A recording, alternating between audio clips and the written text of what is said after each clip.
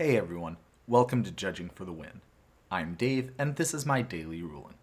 Today's question comes to us from the True Stories collection, as in it actually happened at an event that I was actually judging. Amy activates Werewolf Pack Leader's ability while she controls Unnatural growth. What is the final power and toughness of this creature? Does it matter what order these abilities resolve? Okay, so the first thing that we want to do is take a close look at what it actually means, technically, in order to double a creature's power and toughness. As you can see here, the way the game actually accomplishes this is by taking a snapshot of the creature's power and toughness at the time that that ability is applied. Then, it gives the creature a continuous effect that gives it plus X plus Y, where X is its power and Y is its toughness at the time that it took that snapshot. This is important because even if the creature's power and toughness manages to change later on, the amount of the buff is set in stone at this one specific time. That's going to be really important for the answer to this question, as we'll see shortly.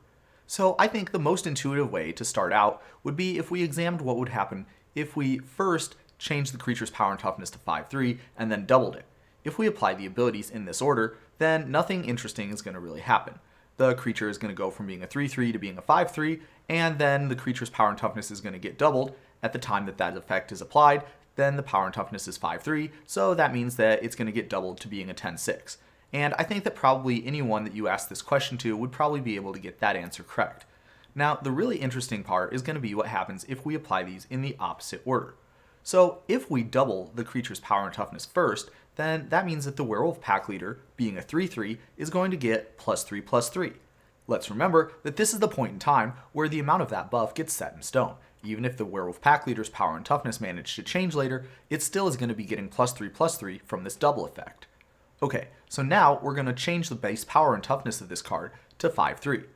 Now, because of the way continuous effects work, if you have a continuous effect that sets the base power and toughness of an object, that's always going to apply before a continuous effect that modifies the base power and toughness.